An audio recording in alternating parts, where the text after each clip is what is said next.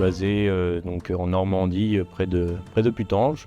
Et notre cœur de travail, donc, c'est tout ce qui est ossature bois et charpente traditionnelle.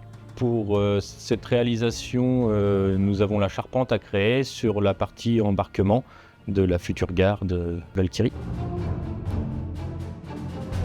Je suis artiste et producteur canet et je travaille avec le Parc Festiland depuis 2019. Alors le processus de travail a commencé bien en amont parce qu'en fait au début il n'y avait quasiment aucune image, il y avait simplement un brief qui m'a été présenté, mais j'avais pas forcément encore d'image précise de ce à quoi allait ressembler l'attraction.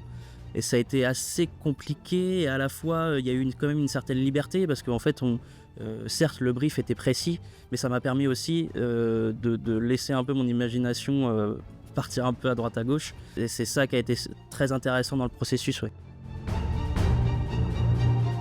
Pour cette charpente, on est sur principalement du tenon mortaise. C'est un assemblage seulement bois. On crée une mortaise d'un côté, un bout de tenon de l'autre et on vient cheviller pour faire les assemblages. Donc quelque chose de traditionnel d'époque. Donc la seule différence, c'est qu'ils sont surdimensionnés vu la taille des morceaux de bois qui est très massif. On est sur du Douglas. C'est un résineux qui est issu de nos forêts, donc là on l'a chez nous. Alors ma principale inspiration, il y en a eu surtout une. En fait je suis joueur de jeux vidéo. Et la principale, ça a été un jeu qui s'appelle God of War, du coup, qui se passe effectivement dans cette période-là, avec justement toutes les créatures mythologiques qu'on peut imaginer, y compris les Valkyries. Les musiques sont ultra présentes, avec une précision assez chirurgicale dans les choix d'instruments, dans les choix aussi de voix. Et ça m'a beaucoup servi parce que j'ai repris pas mal de petits détails qui m'ont marqué sur ce jeu-là. Ouais. Les émotions que j'ai voulu transmettre, elles étaient multiples.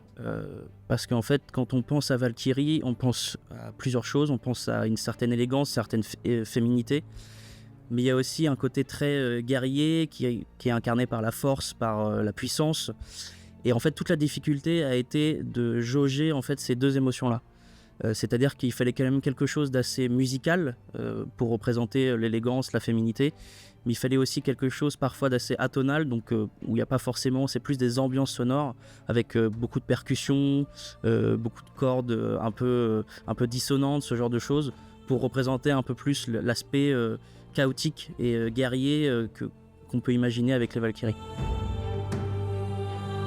Pour l'inspiration viking, on s'est basé sur Morgan Fix qui nous a fait les dessins, qui nous a permis déjà de voir au niveau aspect visuel.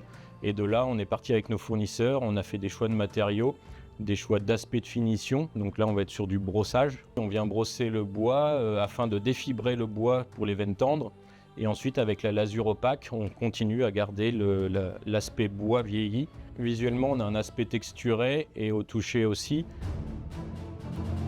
On a imaginé un certain discours narratif tout au long de la musique et qui en fait tout simplement va expliquer l'histoire des Valkyries pour faire en sorte que le client soit un peu plus immergé dans cet univers-là avant de faire l'attraction, quoi. On est sur une durée musicale qui va durer entre 35 et 45 minutes, de telle sorte à ce qu'en fait il n'y ait pas de redite tout au long de l'attente du client dans la ligne d'attente. On est sur une équipe d'une dizaine de personnes, entre les charpentiers qui viennent tailler, entre les poseurs, les couvreurs et ensuite tout ce qui est finition, décor. On a hâte d'essayer l'attraction et de voir le rendu final de ce projet. Oui. Un chantier viking, c'est pas tous les jours qu'on l'a. Pour moi, c'est une énorme fierté de participer à ce projet-là parce que je connais le parc depuis que je suis tout petit, j'y vais beaucoup. Et ils ont fait le pari en 2019 de faire appel à un compositeur local qui plus est. Donc oui, c'est une fierté parce que je sais que ça va être écouté par beaucoup de personnes. Et puis c'est surtout que ça va être une super attraction, donc ça va être génial.